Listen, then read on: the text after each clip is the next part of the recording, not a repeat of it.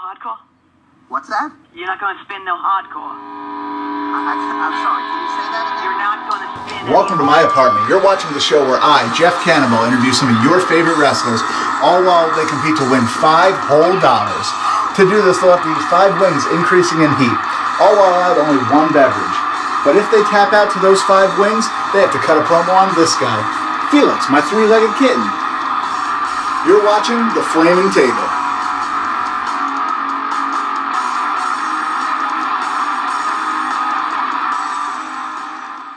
Welcome to another episode of The Flaming Table. This episode brought to you by Dropkick Depression. Visit them at dropkickdepression.com.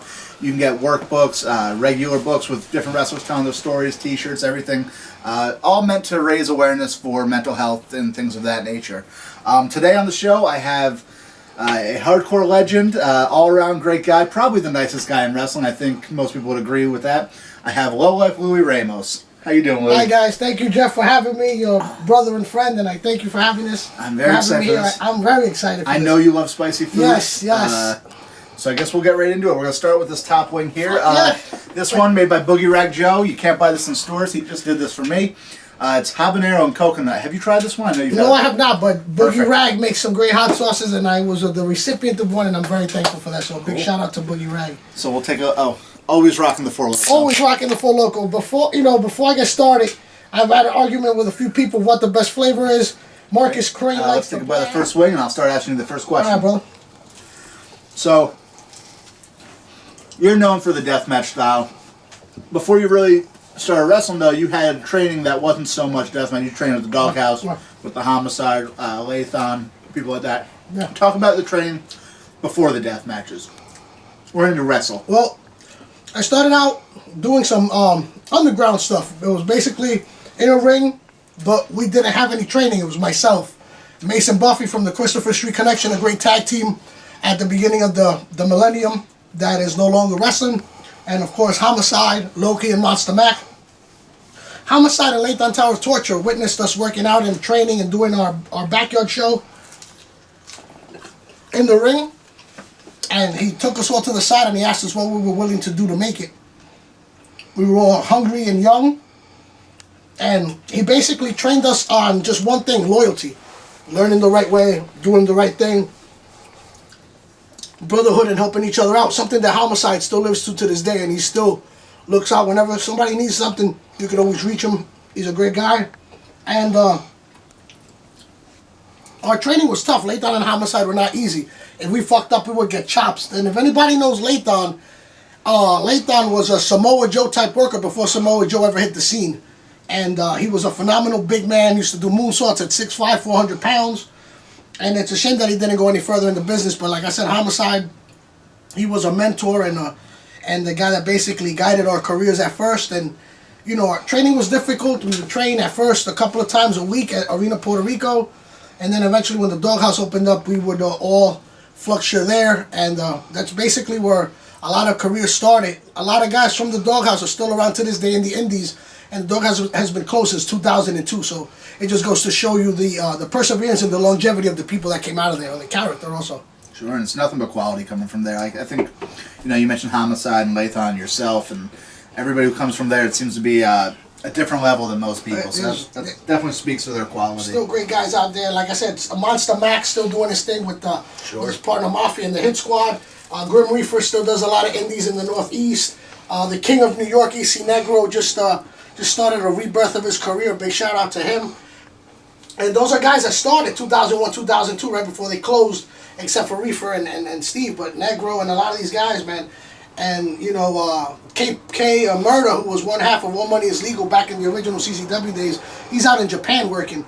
And Quiet Storm, if people don't know, he started with us too at the Doghouse a little bit before he went over to a Mikey Whipwreck school. So a lot of these guys, man, they started with us, so we know them well, and, you know, I wish them well, and they're still around. Oh, yeah. Let's get into our second wing, and then I got another question that gets a little more chaotic right away. This is the second wing, and what is this? This one, good look, because I almost forgot. It's Outer Limits, Ghost Pepper, and Roasted Garlic. Great company out of New Jersey. I'm a big fan of them, and I've been before I even had this idea for the show. I love Ghost Pepper. My friend Danny Yam's a good friend and brother to me. He passed away. He actually gave me a little ghost pepper plant to grow, and I still have to grow it. And it's very sad because he's not here to see the fruits. But every time I read the word ghost, it reminds me of him. So great sauce. This is probably my favorite flavor of one. And while you're very good kick, but delicious. Now we're gonna just review sauce a little bit. I'm excited. Good back end. Going past your training. I know that you were involved in a few riots in your career, ROH and things of that nature. Oh yeah. But the people to this day, sorry to cut you off. People to this day don't know if the Ring of Honor riot was a work, a shoot. I'll just say it was somewhere in between. Well, the one I want to hear about, which I actually didn't hear about until shout out to Monster Mac again. He actually was the one who told me about this one in Englewood, New Jersey. There was a riot, and I heard you were in a different sort of riot gear. What can you tell us about that? All right, here goes. Oh, that sauce has the good burn, like afterwards. Yeah, love it. Basically, it's going on 19 years now. We're filming this. I'm not gonna say the date, but September 1st, 1998, Englewood, New Jersey. It was at one of the convention centers there. Ben Lagerstrom put on a wrestling show. And he had Late on Tower of Torture. He had Jimmy Snuka booked on it. Cuvatro, Monster Mac.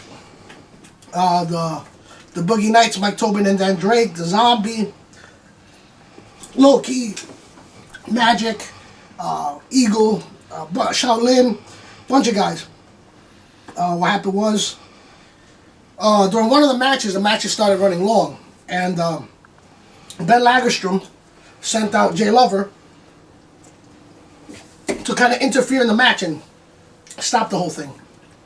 And what happened was, I guess most of the crowd was there to see two of the participants in this match. And then it started getting hectic because Jerry started beating up the guys, and I'm using his legal name, Jerry Tedisco, J Love, I love the guy. He started beating up the guys, the fans started throwing chairs in the ring. Jerry, being the crazy wild man that he's always been, steps out of the ring, gets in the fan's face, fan shoves him, Jerry shoves back. Homicide sees this, and Homicide and Jerry had one of the longest feuds in JP history and all over the East Coast. But they're like brothers. Homicide runs out from the back and hits a fan, and shit gets busy right away. Shit gets busy. I was in the back changing, because the next match was a Battle Royal, didn't need a ref. I hear Steve Mack, again, Steve, yelling, yo, this shit's for real, come on. I'm in a tank top with a big hole in it and a pair of fucking underwear. I run out into the fucking crowd. Yo, my boy's in trouble. I fucking ran out there, started throwing bows, took a guy down. His bitch fucking stepped on my back, fucked him up, fucked up another guy. Magic, big shout out to Magic, love the guy, tried to be the peacekeeper, and the guy sucker punches him in the face. So what does Magic do? Magic just basically, like what we would call a slap. He slaps the guy. But with the strength of Magic, and this is almost 20 years ago, Magic ripped the guy's face open just with a slap. I have actually heard about this. Now that you mention that, I've heard about that from Magic. Shit got mad quick. It was like 50 wrestlers. 50, 60 fans against like 12 wrestlers. And we kicked their asses. So I'm very proud of that. Oh, yeah. There was a couple of bumps and bruises. A couple of us had to go to the ER. And Homicide ended up getting arrested. Luckily for us, Glenn the Maniac Strange, in his shoot job, Fat Frank and Glenn Strange also wrestled on that show. Glenn the Maniac Strange, his shoot job, he was a corrections officer, so he had hookups. So thank God for him, we got Homicide out of there in like 12 hours. And it was just a fucking hectic ass night. And the worst part about it was I ended up having to sleep in Steve's Mac house after we left the hospital, thanks to his mom, Gloria. She's great, I love her to death. And thanks to her, I was able to sleep somewhere, and then I had to go to work 4 hours later to take the ferry into the city. So that day was just fucking hectic, man. But just a great story, and just a story of brotherhood. When when the chips are down, you gotta look out for your brothers, man. And I don't care what situation I'm in, I'm gonna go out there and do what I gotta do. Fuck that. And speaking of doing what you gotta do, great transition. Not practiced. 2015 to 2017 right now, you've been having this almost resurgence in your career. You've been wrestling more than you have in a long time. So why don't we take a bite of this third wing, which is repercussion. It's got the Reaper cushion, 7-pod Primo face fucker. Actually, I figured you would appreciate that more than wow, I thought we were trying to keep it, you know, you've always said fuck, I don't know how many times. So let's have that. And just tell me how it feels to kind of have this resurgence so late in your career. How it feels and how your wife feels, because I know she's not a fan. And when is enough enough?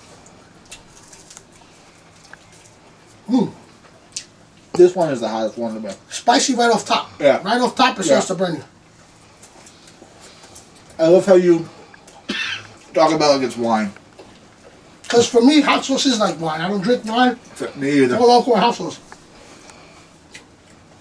I remember I sent you a picture when we were talking about this. I sent you a picture of me eating the scorpion rum wings at Buffalo Wild Wings when they had them for a limited time, and they were hot. This is about, I'd say about what the scorpion rum sauce was. Except I'll say the scorpion rum sauce was a little sweeter, a little tastier. This is delicious, man. Cool. So why don't you tell me about that resurgence? How it feels, how your wife feels, and when is Lowlife Louie gonna hang up the boots? Well, 2015, early 2015, Matt Tremont had me booked at an On Point show, teaming with Steve Mack. Before the show, I had made appointments to get my brain checked out. I was suffering headaches from a match previous. What happened was, doctor said, you have brain damage, you have scar tissue, you have this, you have that. I was like, all right, cool, great, you know, whatever. He said you should finish up. So I told everybody that I was done. And I need a napkin from my nose because my nose is running, but... Mine running. Done, no worries. Nice. That one has kick. I should have thought about that one. I didn't think about that one ahead. I'm sorry, Lou. No worries. Colin West put on a charity show, one of his CTW shows in South Amboy, and it was for the benefit of the youth association. Both my children play for the youth association. You doing okay? Yeah. So I had to step in and do the right thing and partake in the show. Colin asked me if I was ready to wrestle, and I said, yeah, I'm ready to go. I can do this. And, you know, for my son, my daughter, and all the kids that play sports for the SAYAA, I wrestled Brian Brass and Nicholas K. And it was a decent wrestling match. Of course, I carried most of the load because my son was my partner. But, you know, he's not trained to wrestle yet, but it was just part of the gimmick. I felt great. A couple of weeks after that was the first ever NGI, and Jeff, I know you were a big part of that. We all know what happened. I ended up, while I was there, I was going to referee your match, supposed to referee your match against Kyle the Beast. I was asked to, I wasn't asked. I walked up to the promoters when I knew the situation, and I said, put me in. And Brent Lauderdale and Danny D'Amato, they know me well, so they were like, you know, brother, you know, we love you, we don't want you to get hurt. I'm like, I'll do it. Anything for the company, anything for my boys. And they put me in against Big Nate, 666, Nate Hatred, and I did what I had to do. Nate Hatred was coming back. He was coming strong, straight out of hell. He kicked my ass. I met the blood whore face on, and I was destroyed. But at least I was able to participate in a great tournament, along with 7 other great deathmatch guys, deathmatch brothers. And, you know, that made me realize that I was still viable, that I still had it in me. GCW, out of that, they took care of me. They gave me 2 good matches that I had always wanted, one against Arcadia and one against Brian Myers, who's now Kurt Hawkins in WWE. And both of those matches were nothing but wrestling. But wrestling is not, technical wrestling is not what I like to do. I'm not a family entertainment guy. You know, I may be a bad parent because I say it and fuck around my 12-year-old son all the time, but it is what it is. Well, 1, I don't think you're a bad parent, and 2, I was there for the Brian Myers match, and it was an awesome match. Thank you. I appreciate that because that meant a lot. I'll do a quick shoot. Brian Myers was a 16-year-old fan that used to cheer me on in the Elks Lodge when I was at my peak in 2003, so it meant a lot to get in the ring with somebody that's known me that long and that had made so much of himself at that point. So then, you know, Matt, I reached out to Matt with an idea, Matt Tremont, and it ended up into the 6-man tag that we did, where it was you and Chando and I believe Mark Angel against me, Connor, and Matt. And from there, the Survival of the Sickest, where to this day, and I'm not kissing your ass. I don't have to kiss anybody's ass at this point. The greatest wrestling match of my career was that first round match against you. Look, it's playing right there. For anybody that wants to say that the headbutts in pro wrestling aren't real, they need to turn up the volume on that sumbitch right there, because you hear the audience reaction. Every time we headbutt each other, you hear the audience reaction of ooh and ah from how hard we hit each other throughout that whole match. Not just that, but you hear the sound of our fat fucking heads hitting each other. From that whole match, from you know, to peel back the fourth wall as we were going at it, we said we had them, and the match is. To me, the match is 100% special. It is my greatest achievement as a wrestler. And I've wrestled a bunch of great, Matt. I got to work with Danny Havoc lately, Funk Abdullah. That match to me is probably my favorite match of all time, and it means a lot. And it means a lot to be sitting here, but that match meant the world to me. How it played out, that everything just clicked. Everything I don't know. I'm burning. I'm drinking. For those who don't know, when you eat hot sauce, the hot sauce burns the lining of your stomach. So this alcohol is hitting me twice as fast. And for all those bitches that think Four Loko is hard, I usually drink 5 and 6 of these before I get fucked up. But I've seen it. Now I'm eating hot sauce, so it's hitting me a little bit. Well, but, just to fast forward a little bit, when is enough? You've won the match. You won the Survival of the Sickest. Had these great matches with Danny Havoc, with Matt Tremont, plenty more. When is enough? When do you call it a day? I got injured. It's no secret. I got injured against Masada. Shattered 4 ribs. Lung got punctured. Lung collapsed 36 hours later. 7 days in the hospital. Took me 10 months to get back in the ring against Havoc. But it can never be enough.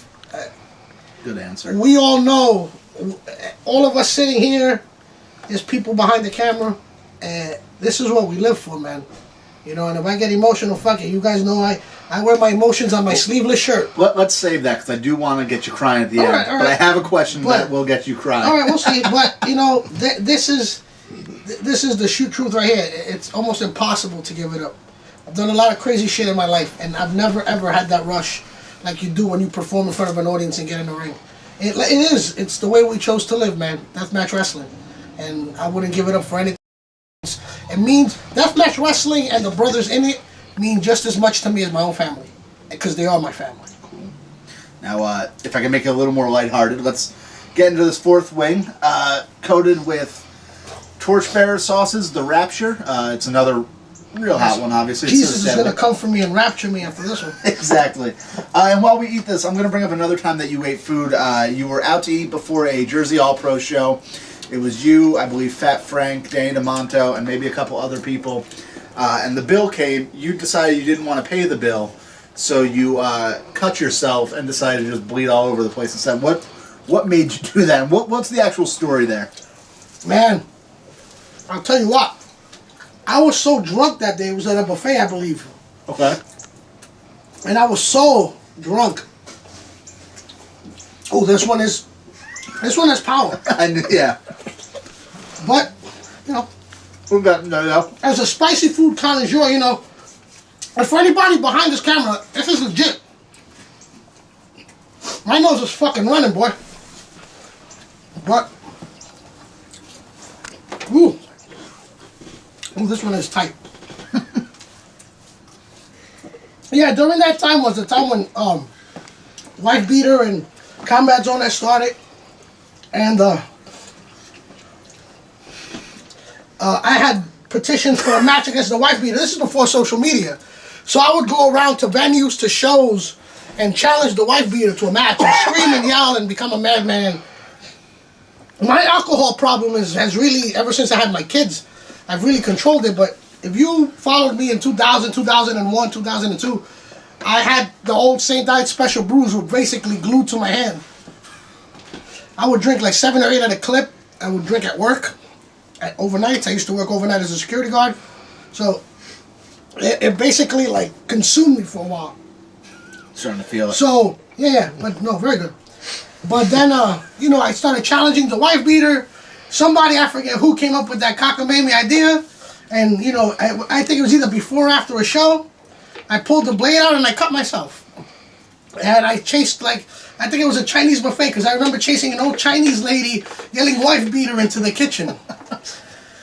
And, yeah, I remember that now, but I don't remember much of it because of all the alcohol I consumed. I just remember her running for her life and telling everybody to get out. So that's how you got for free, is basically you got kicked out. I think that's how we footed out the bill, yes. Perfect. And as we talk about this, if you look behind us, you've got a dildo wrapped around my throat. I just want to pull that in my mouth. I'll tell you a story. Again, my brother Danny Yams, who passed, he's the one that purchased that dildo for me as a birthday present. And I always told him that I would use it on a special day, and nothing more special than that. we certainly used it.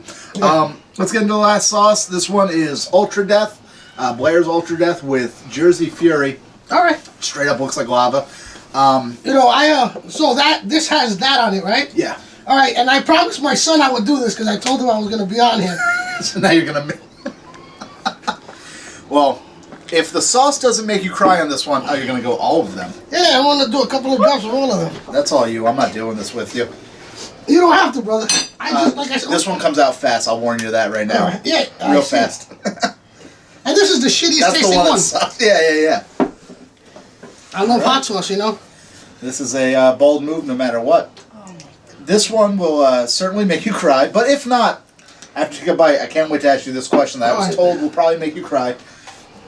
All right. So let's take a bite. Oh.